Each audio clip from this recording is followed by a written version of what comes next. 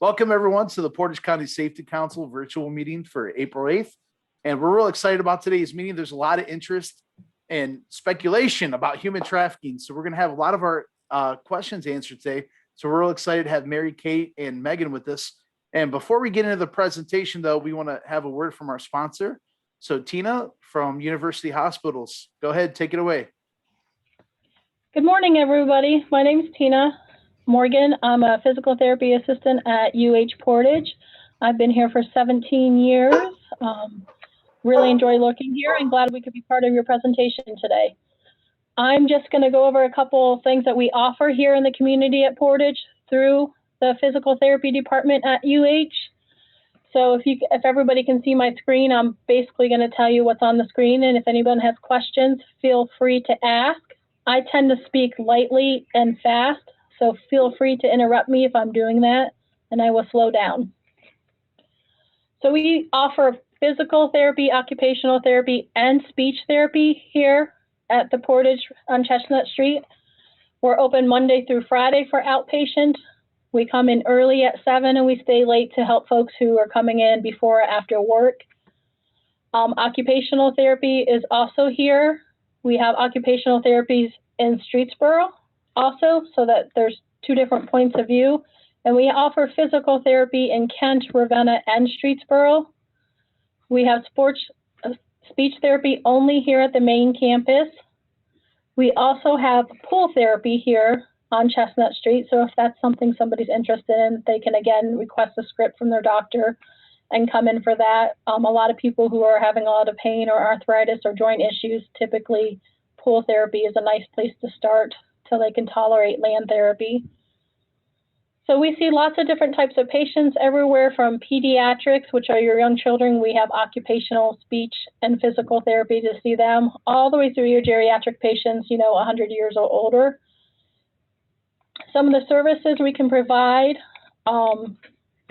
we have stroke, so we can see people post-stroke or neuro. We train for activities of daily living. You'll see abbreviations on there. I'll try not to use those. We'll train for anything specific. If somebody has orthotics or braces or maybe had an amputation and now have a new prosthetic, those are all things we can train for. After surgeries, hips, knees, ankles, shoulders, those are all things that we help rehabilitate people to get back to their previous state with any good luck and exercise programs. Speech therapy addresses delays, developmental delays in children, swallowing problems, communication problems, expressive aphasia, things that can occur after a traumatic brain injury or a stroke, cognition issues. Some of the things that physical therapy will work on is muscle weakness, range of motion, strength, endurance. Like I was talking about earlier, any of your surgeries that then need rehabilitation afterwards. Sports-related injuries, so a lot of times, especially in Kent and Ravenna, we'll get student athletes who have had injuries and then need to come in so that they can return to their sports. Gait or balance abnormalities.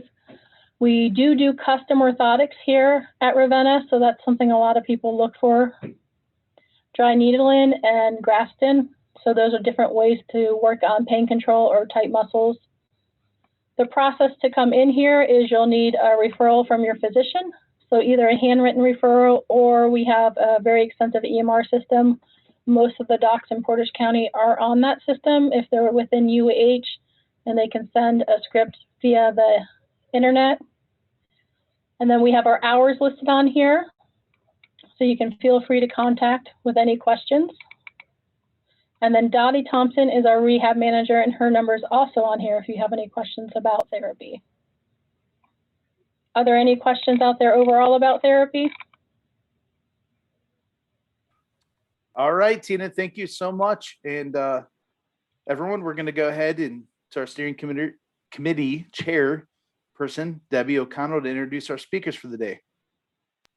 Thanks, Mike. We're excited to have Mary Kate and Megan here today to speak to us. I know that this is something that Mike also is very passionate about. I know Mike and Nick did a podcast with the girls prior, so hopefully some people had an opportunity to listen to that before today.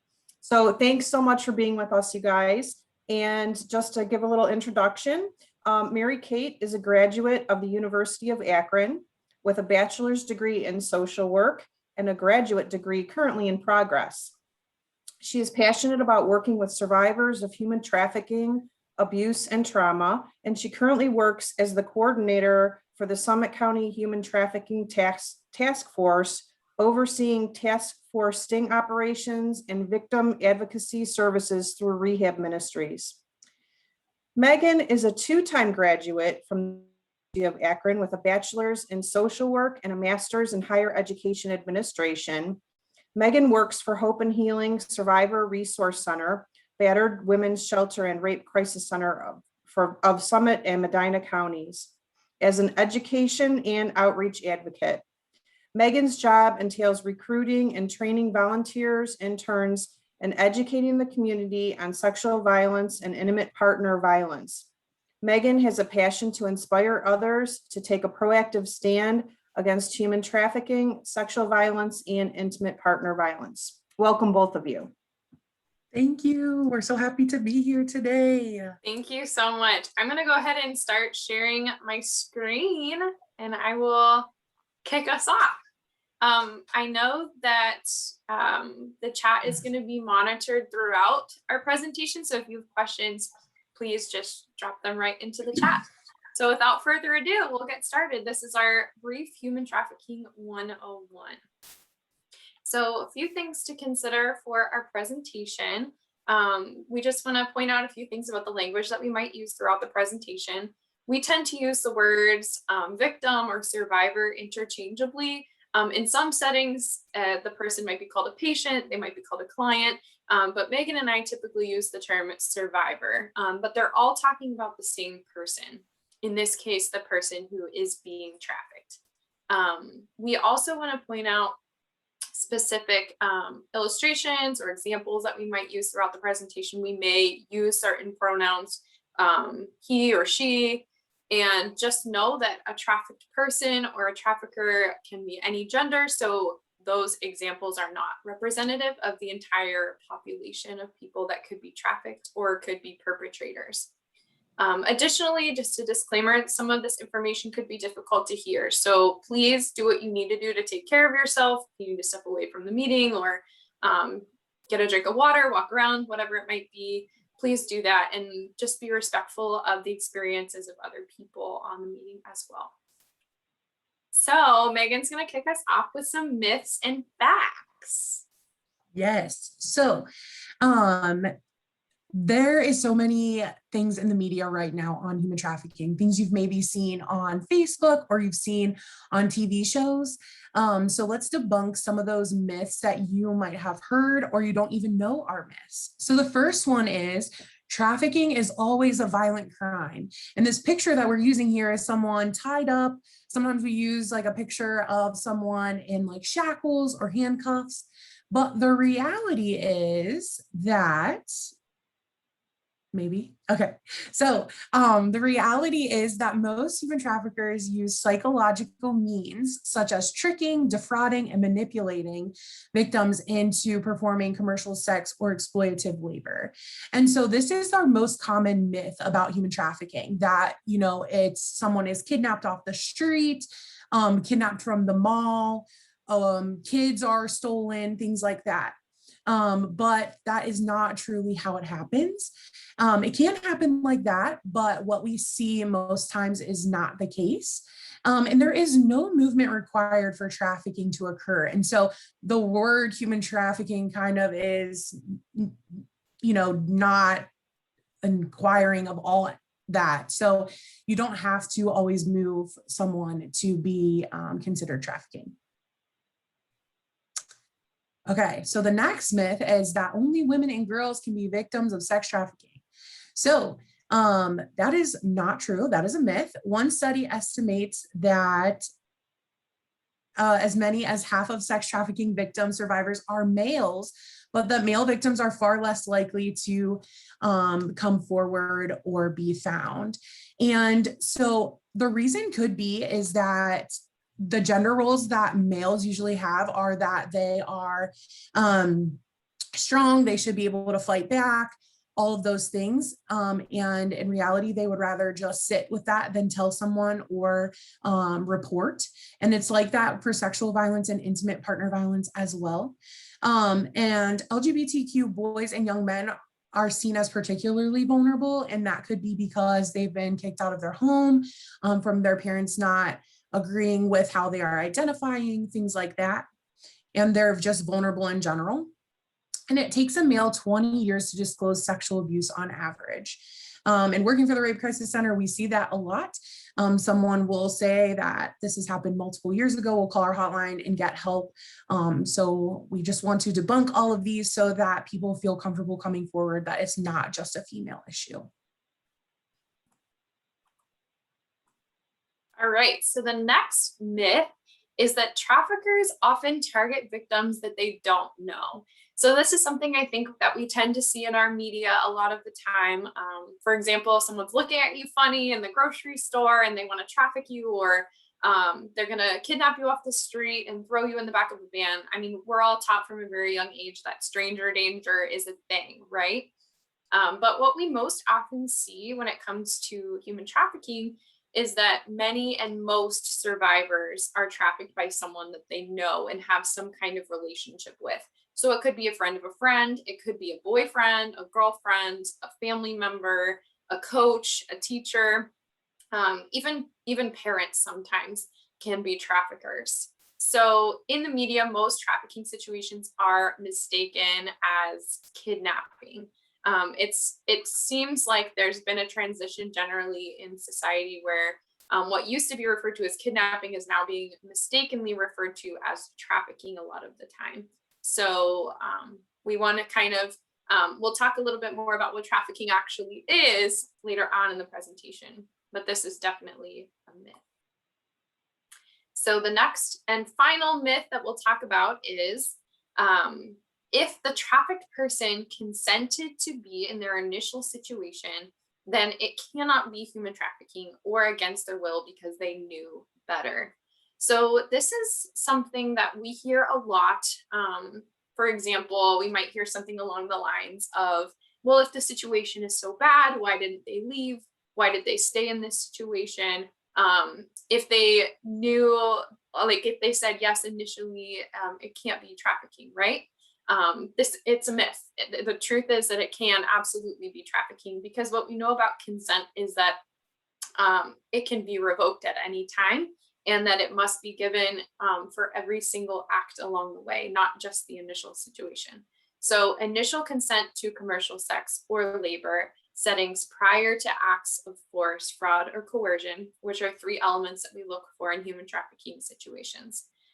Or if the victim is a minor in a trafficking situation, it is not relevant to the crime, nor is payment. So consent is not something that we're looking for when it comes to a trafficking situation. We're looking for force, fraud, and coercion. Okay, so now that we've gotten some of the things that you've probably heard in the media recently out of the way, let's talk about exactly what human trafficking is. And this definition from the Freedom Network USA is really helpful in just putting human trafficking at its basic terms, forcing someone to do some type of labor or service. So the 3 words that Mary Kate were just talking about, force, fraud, and coercion, those are the things that we're always looking for when we're working with survivors or trying to identify survivors of human trafficking. So force could look like rapes, beatings, psychological force, okay, so manipulating, constraint, or confinement. Fraud could look like false promises.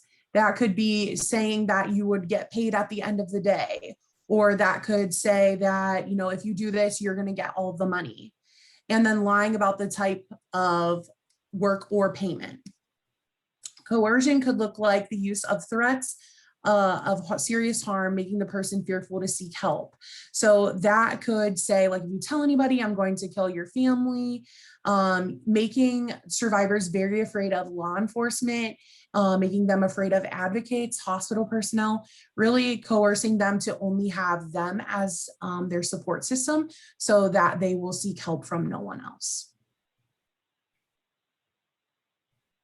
So there's two different types of trafficking. You probably have heard more about sex trafficking because that's kind of what's in the media more. But there is labor trafficking as well. So we're going to go into both of them. So there's different types of sex trafficking. Okay. So there are 4 different types of sex trafficking: family controlled, survival sex, trafficking over the internet, and Pim control. Which one do you think is most common? Throw that in the chat. I would be very interested to see. Someone said internet for sure. Confidence.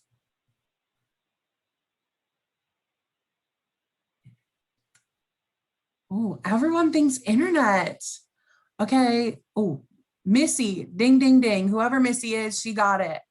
Missy said family, and family is the most common type of trafficking. It's familial trafficking. And essentially what that means is that it has been a family business, okay? So it could be that your grandma sold your aunt or uncle, your cousin, and it just is generational. So it's kind of like a revolving door. And as you can imagine, that is really hard to break out of that. Okay. So there's so many levels of trauma there. It's trafficking and it's your family. And if this is the way it's always been done, what is wrong with it? We know we're making money, this, that, and the other. So we do see family controlled quite often. Survival sex. So think of that one as, and sometimes it's kind of hard. People think it's a little hard to, people think it's a little hard to depict, but just think of it this way. If you couldn't pay your rent, but your landlord said, if you have sex with me, I won't make you pay your rent. Or if you do this for me, I won't make you pay your rent. Forcing someone to do something for something that you need. So like housing, shelter, those kinds of things. Trafficking over the internet, which you all thought was the most common type. Well, you would think because everything right now is like over the internet and we're constantly on social media and dating apps and all of those things. But essentially what this one means is that you could be selling, people could be selling pictures of you. They could be posting ads of you online on different websites. Someone could be controlling that. And there's so many different forms of payments now on, Venmo, Zelle, Cash App. You can pay people really easily. And that could also be rolled into the porn industry as well. So there's a lot of trafficking that goes on in that as well. And then the last type that I think most people are familiar with is the pimp control. So the pimp who has their, multiple people that they sell or make dates for, essentially, will set up dates for them to meet somewhere. And then they control the money, they control what you're doing, where you're living, all of those kinds of things. All right. So now that we've talked about sex trafficking a little bit, let's talk about labor trafficking. So generally, when we talk about labor trafficking, there are 2 different types. So the one type that we typically see is forced labor. So this is the type of trafficking where people are recruited, whether it's by an individual, a group, an agency. It could be a legal or illegal agency. We've seen both. And so what this looks like is people are forced to work, usually under the threat of violence or other penalties. So just this morning, I was listening to a panel on labor trafficking, and they said what typically happens in this situation is they will threaten family members. So labor trafficking is very common amongst like refugees, asylees, immigrants, anything along those lines. So especially if there's a person like maybe like sending money back home, or they just came into the country, threatening family members is a really, really big factor that keeps people in labor trafficking situations, because, there's been research that shows people are more likely to go along with what someone's asking them to do when they threaten their family members versus when they are actually like holding a gun to their head, like physical violence. So family is a really big motivator for that. Bonded labor is when people are tricked into taking some kind of loan or being told that they can repay a debt. So taking, for example, an immigrant that's coming into the United States, they may have been approached by someone in their home country saying, hey, if you come work for me for a certain number of years, or if you come work for my agency, I will help you with all of your documentation, and you'll just have to pay back this fee for me bringing you into the country. And so what this can look like is to repay the debt, many times people are forced to work extremely long hours at very unfair wages. They may not even be working the job that they were told they were going to be working, or the conditions of the work are very different. So they may be receiving like food and shelter as payment for the work. But what this looks like is their actual paycheck, or what they're able to put in savings or send back to their family, is extremely, extremely small. And so it continues that cycle of debt that's really never paid off. And the goalpost just kind of gets moved as time goes on as well. And this can be passed down generationally as well. So this is our human trafficking power and control wheel. And I really like this illustration because on the outside here, you see we have sex trafficking, we have labor trafficking. There's a lot of crossover between those two. But as you can see on the one side, it lists the different venues where labor trafficking frequently occurs. So businesses, farms, domestic work, begging or peddling, strip clubs, massage parlors, and then sex trafficking. We have this street or online prostitution, residential, commercial front brothels, truck stops, etc.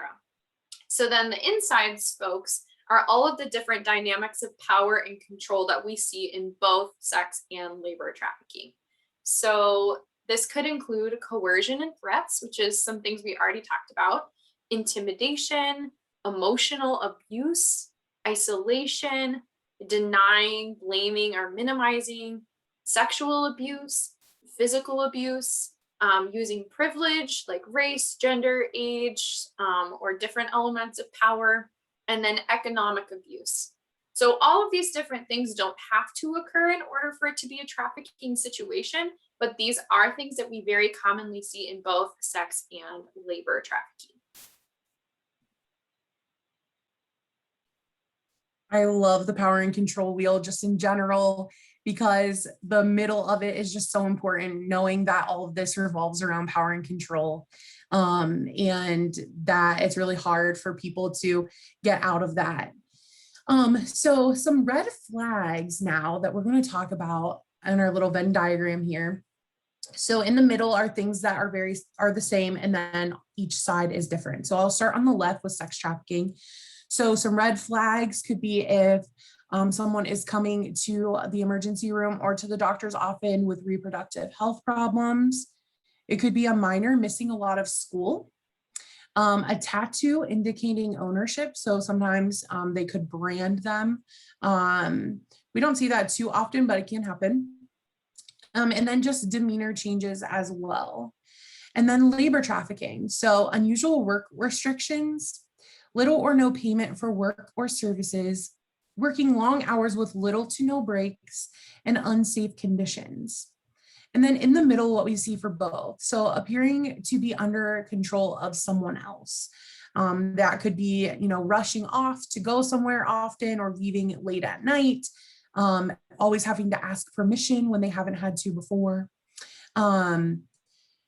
Submissive, tense, or anxious appearance, owes a large debt. That could be especially for labor trafficking.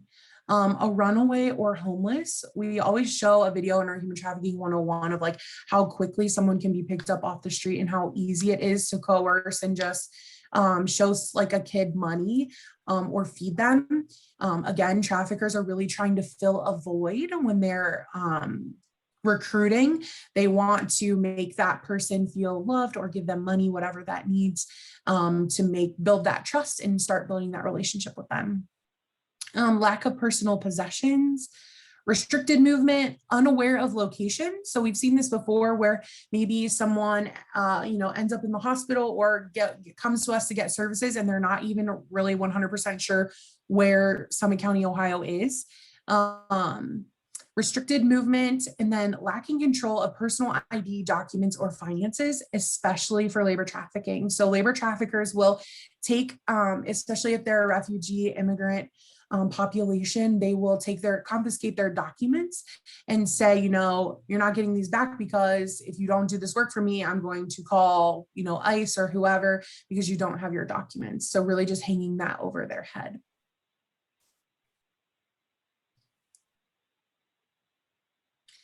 And then why victims may stay.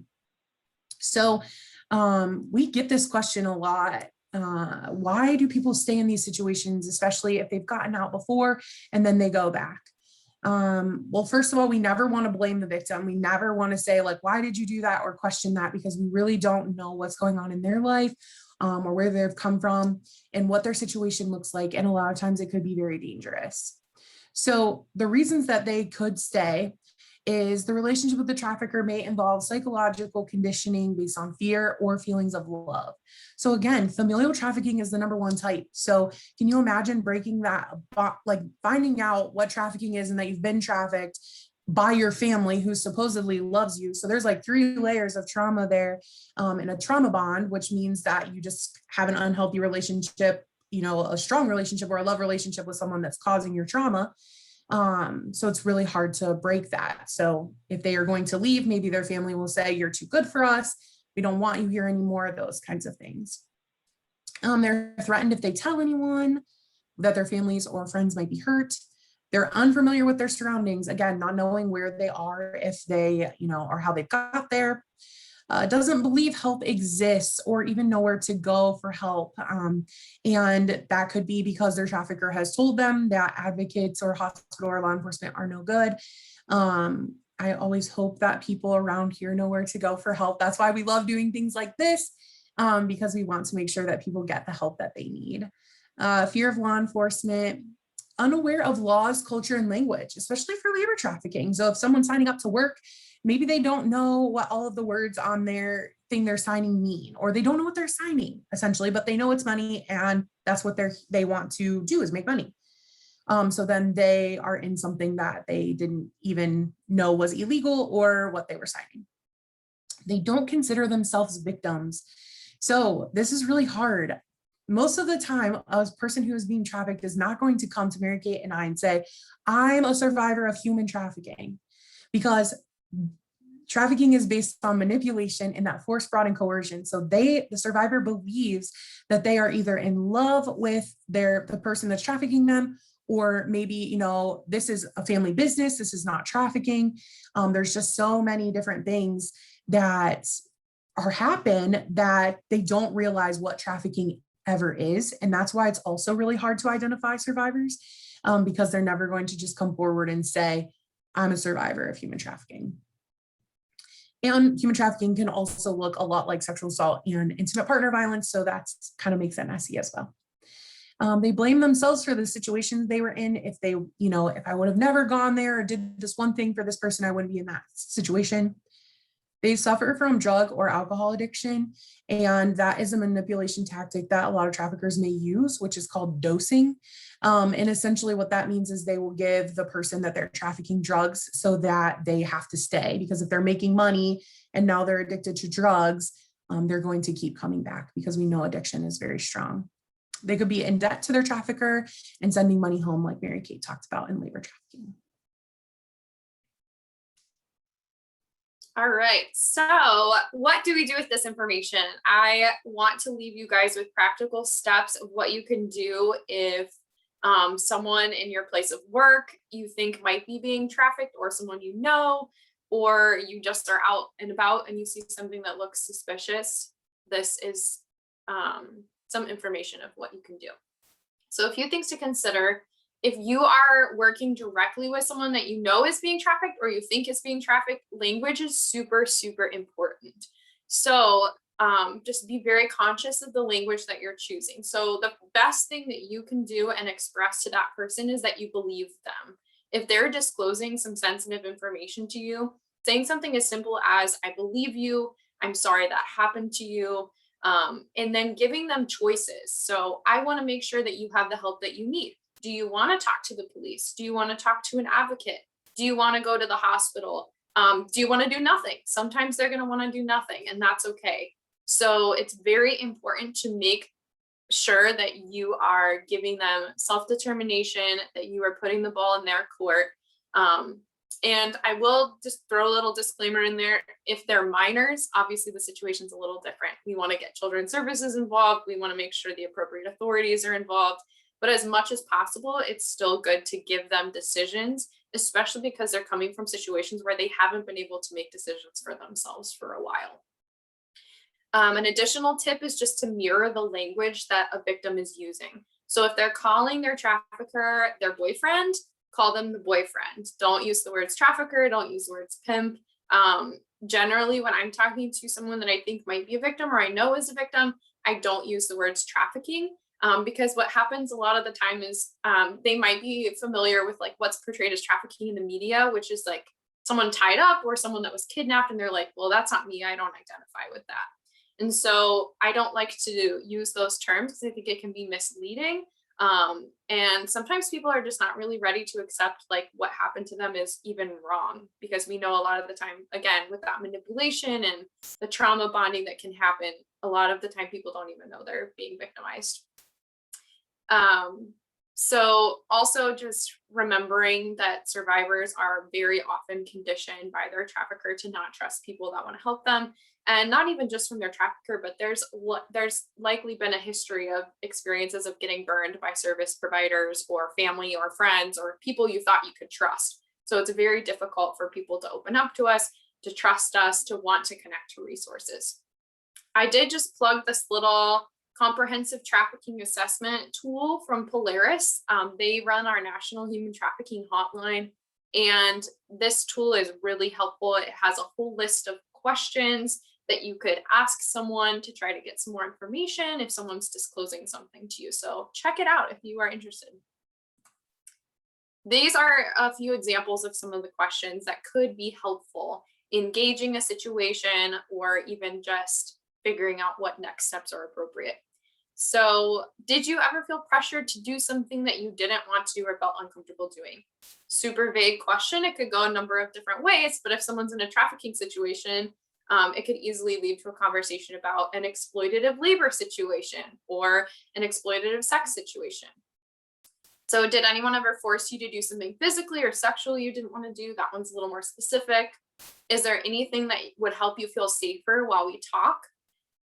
So again, just being trauma informed, knowing that these individuals are usually like in survival mode. And so we want to make them as comfortable as possible. What were your expectations of what would happen to you if you left this person or situation or job? Can you leave your job or work if you want to? When you're not working, can you come and go as you please? Have you been threatened with harm if you try to quit?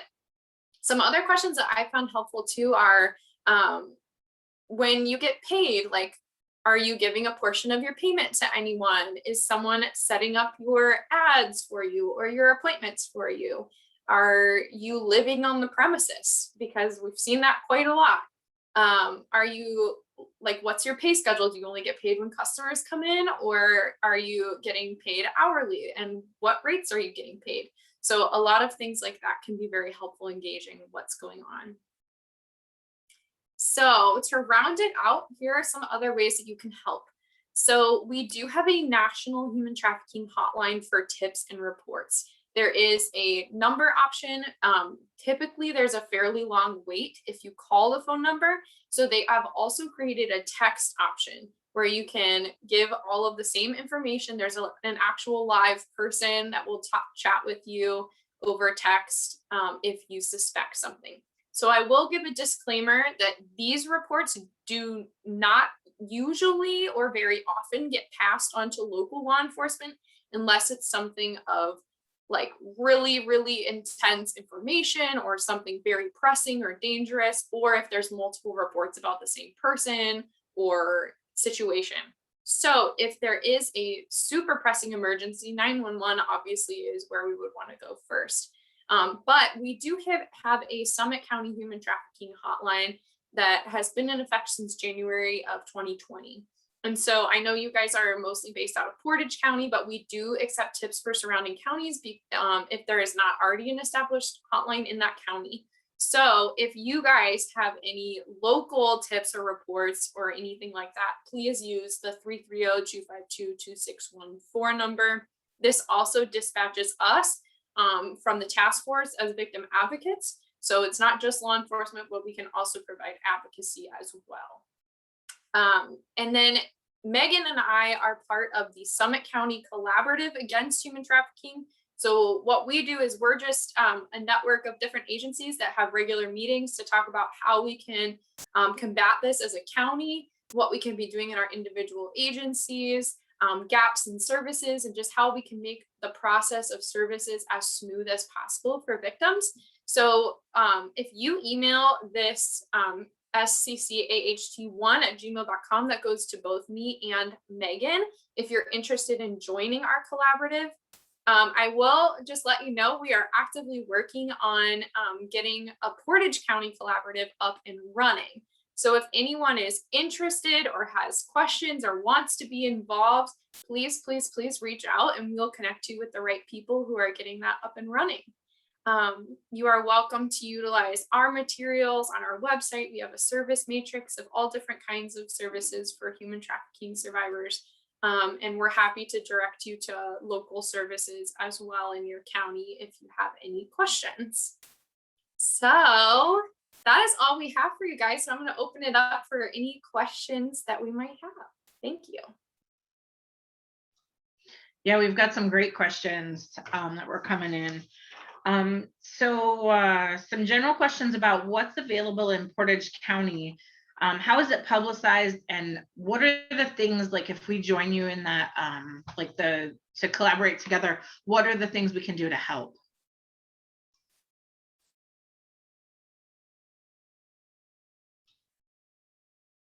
Sorry, I got stuck. I was trying to unmute and it wouldn't let me scroll up. Okay. So yeah, great question.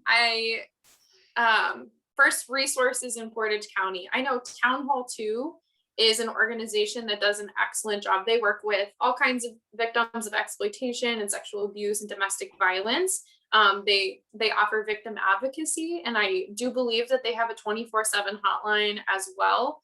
So that can absolutely be utilized for local situations. I would highly recommend that. As far as the collaborative goes, what that usually looks like, there's different degrees of involvement, right? So in our collaborative, we have different committees and we have subcommittees, and each of those committees and subcommittees has various goals that we work on. So Megan and I lead our education and outreach committee. What we do is we give presentations like this. We spend time doing tablings and presentations and events, and we keep up with the website and social media and all kinds of stuff. Because that's like where our passions lie. We have our direct services committee, which is made up of anyone who works directly with high risk people or people that we actively know are being trafficked. We have different subcommittees focused on labor trafficking and runaway youth and all kinds of different things. So there's room for everybody. I would say it doesn't really matter what field of work you're in or what your passions are, what your gifts are. There's absolutely room for everyone when it comes to combating trafficking. So your role in like the practical ground level stuff will look different depending on what you want to do. But again, I would say if you're interested in getting involved, like I said, Portage County, we're trying to get something up and running fairly soon, and we have lots of different folks involved in that already. So if you're interested, go ahead and email us and I'll plug you in with Kelly, who is our main lady, kind of taking the charge on that right now.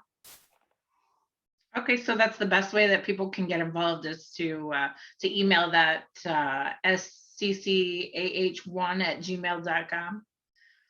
Yes, exactly. I saw that you put that in the chat. So if anyone wants to get involved or has like specific questions, we'll be better able to answer them that way. And we're happy to set up individual meetings as well. Great. The email has a T in it, actually. It's SCHT1. Yeah, I put it right underneath yours. Oh, good. Okay, good. I'm glad you caught that. I tried to check it several times and I'm sorry I missed that The part. T and the 1 just look the same. That's why. I get it.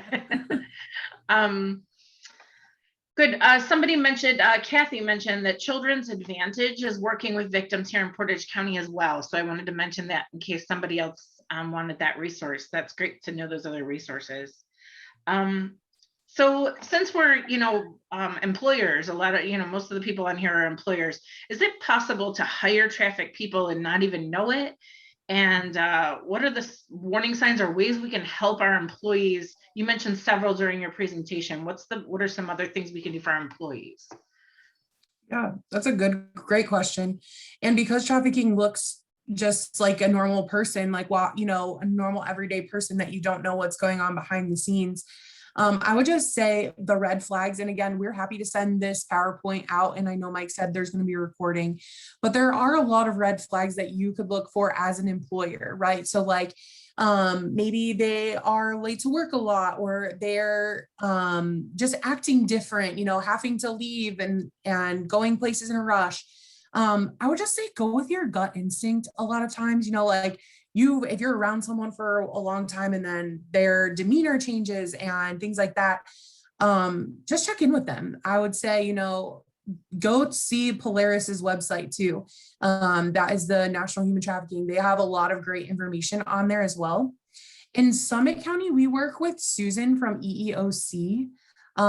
So she's really awesome and has given us a lot of tips and just information on employers. So again, if you're interested in that, we would be happy to connect you with her as well, just because she has a lot of great insight on hiring and just workers and things like that. But that's a great question.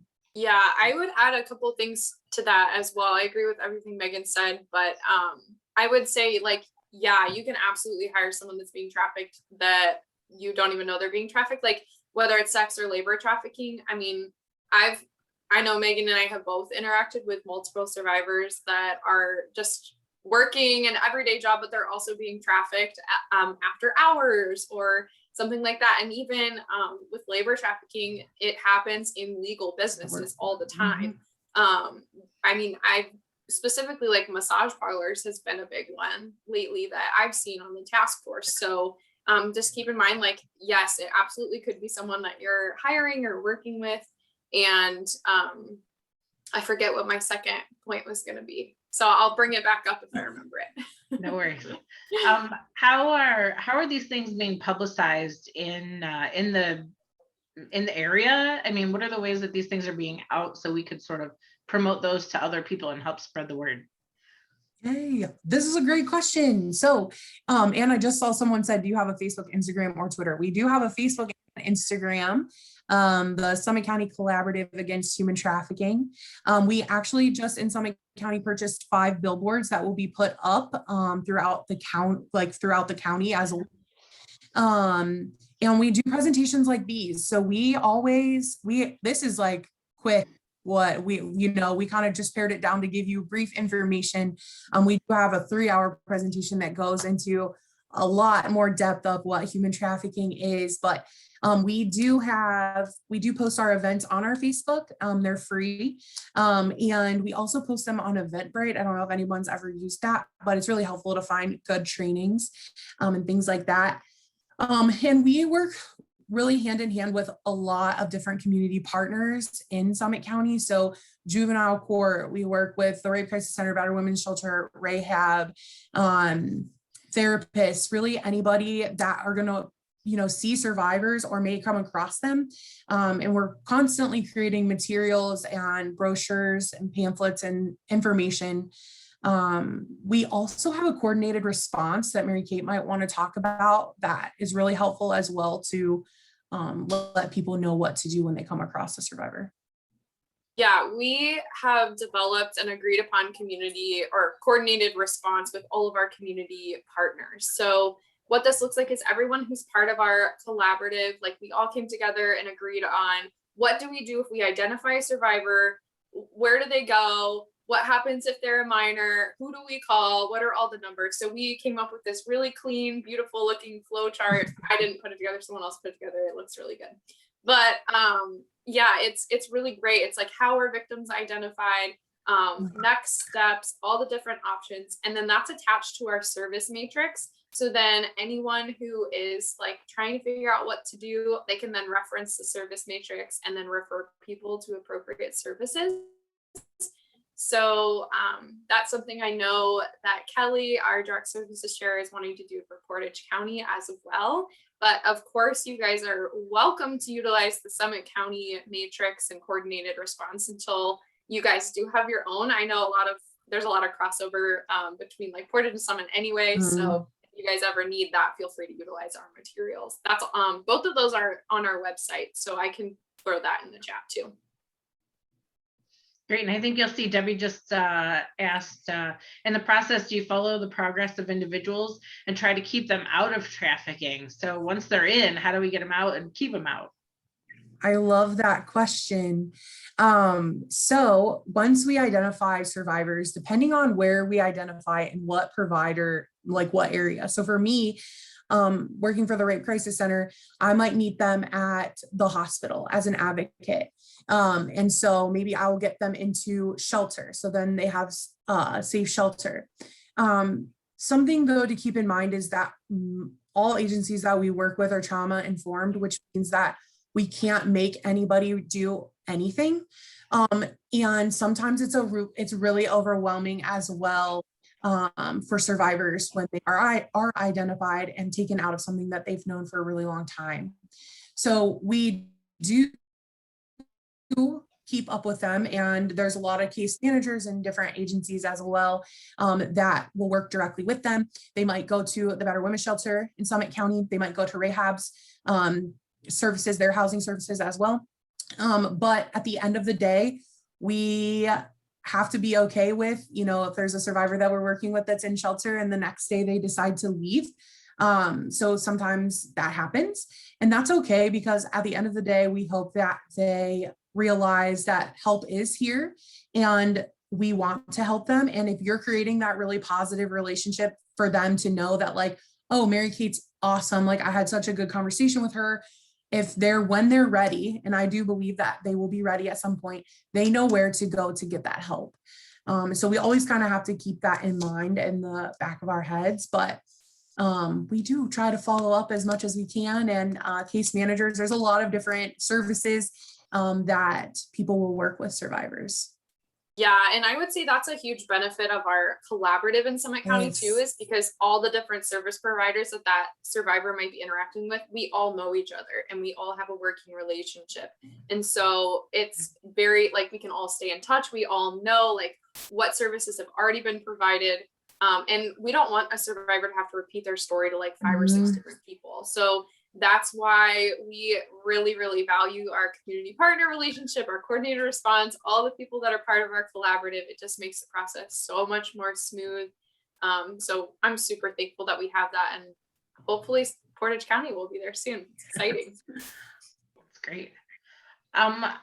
Could you talk about finding some info for training for human trafficking, specifically for kids? We have someone who says, I work in special education, and protecting my students is super important to me. Thank you for that, first of all.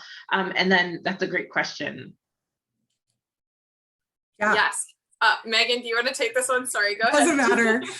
I love this question because we worked really hard in 2020 to create a presentation that we call Trafficked or Treasured for Youth. So we created that because we were getting requests from like Girl Scout groups and just schools wanting us to talk about trafficking.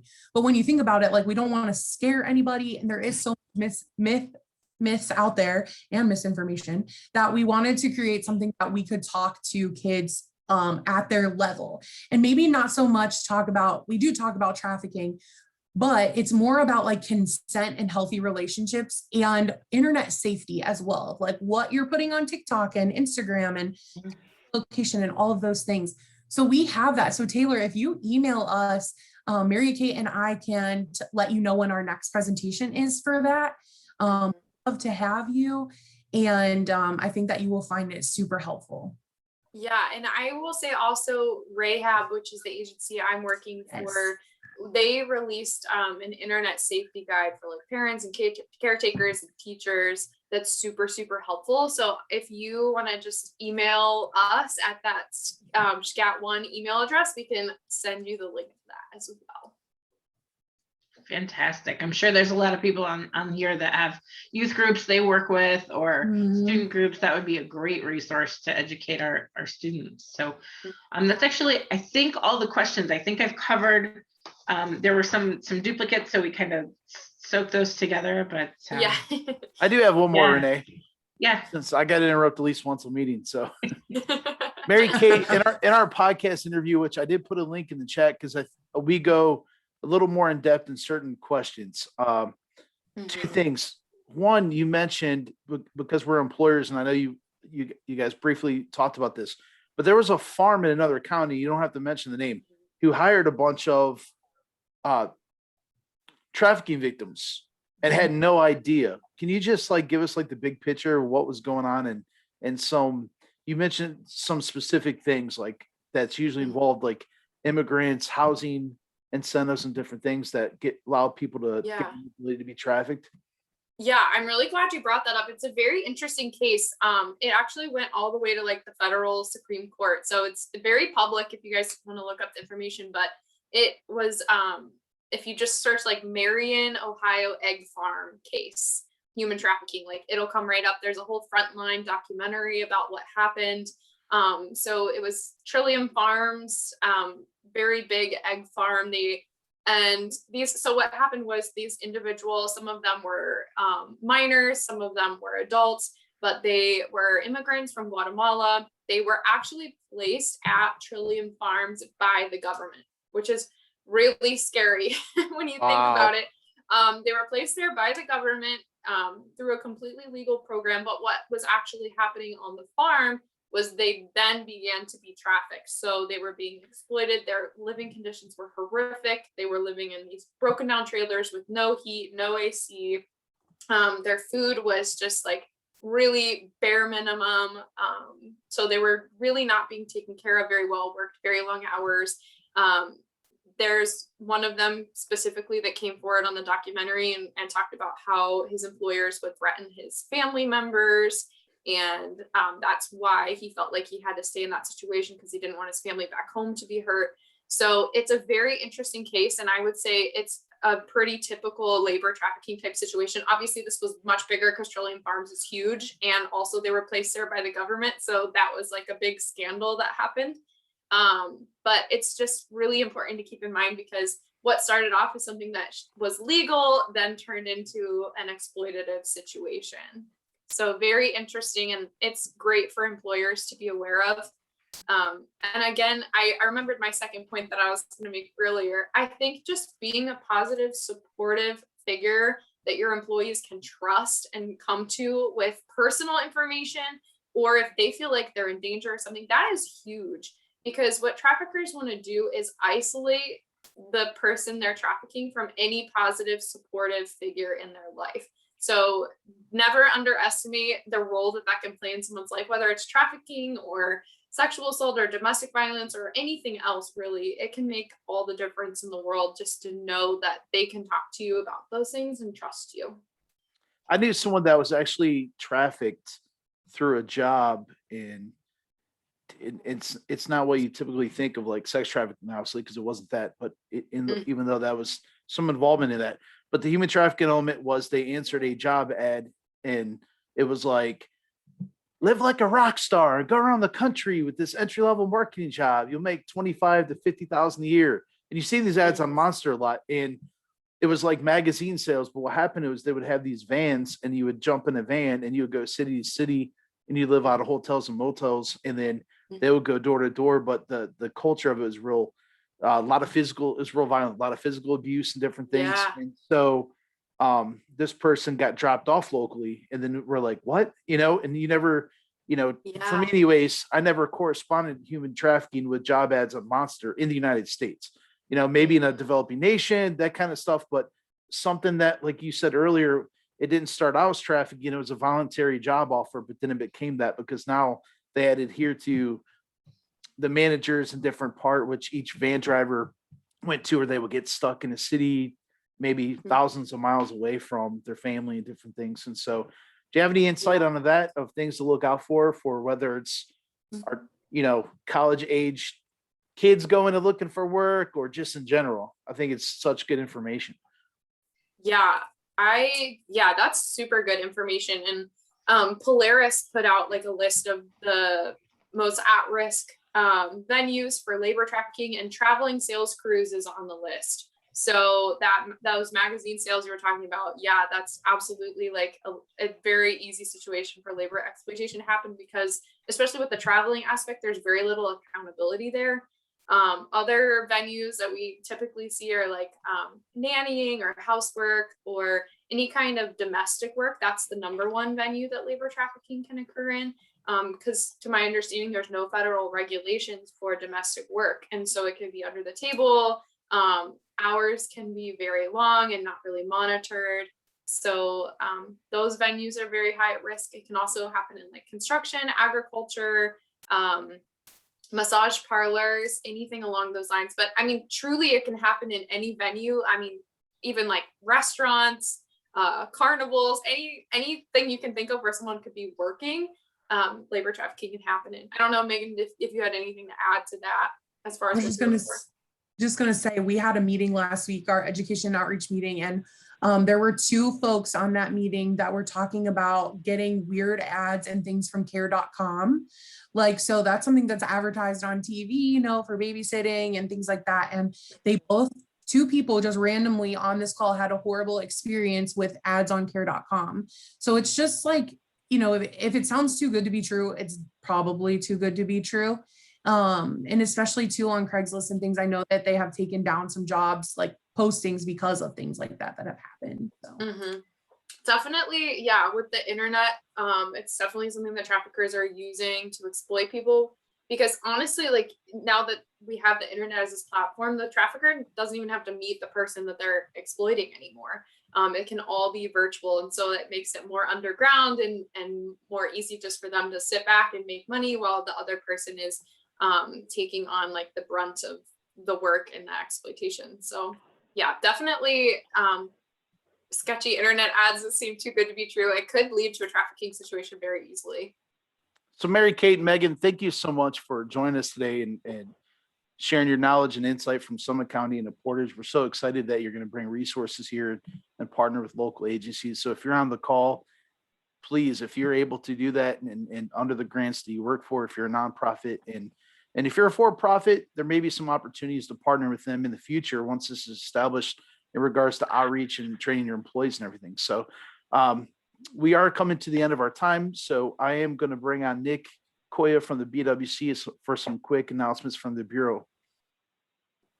All right. Thank you, Mike. I appreciate that. Just a couple quick announcements to remind everyone. We are coming up on the end of our industry-specific safety program year. So you need to get your safety activities in. Those are due by the end of June. You can get those through virtual consultation, virtual training, webinar opportunities. So please reach out if you need to get your credits in so we can ensure you get your rebates. Also, those that have been removed from the program for non-participation last year or just have not joined before, we now have openings for the industry-specific safety program. Those applications are due by the last business day of May. So please get your applications submitted. We can get you a 3% rebate on your premiums that way. Also, we have a bunch of upcoming Bwc Online Classes. We still have another 4 of those scheduled for April and a bunch in May. So please go to bwclearningcenter.com in order to attend those trainings. You just need your policy number to create an account there. Lastly, I want to remind everyone that OSHA has released the COVID-19 National Emphasis Program. They are starting to look at organizations' safety and health program related to COVID-19. And if you have specific questions for that, our OSHA on-site consultation here in Northeast Ohio is going to be Scott Turner, and he can be reached at 216-469-6600. That will be your connection for all the OSHA on-site help related to the COVID-19 National Emphasis Program. And those are the main points that we have from the BWC. I hope everyone has a great day. Thank you to our presenters. I really I appreciate all the information. You did an excellent job. It was great seeing you again and hearing about this topic. It definitely has a relation to safety here in the state of Ohio, especially workforce trafficking. It's an area that we can all be a little more attuned to. So check out that podcast if you haven't. Otherwise, I hope everyone has a great day, and we'll see everyone in 2 weeks at our next meeting.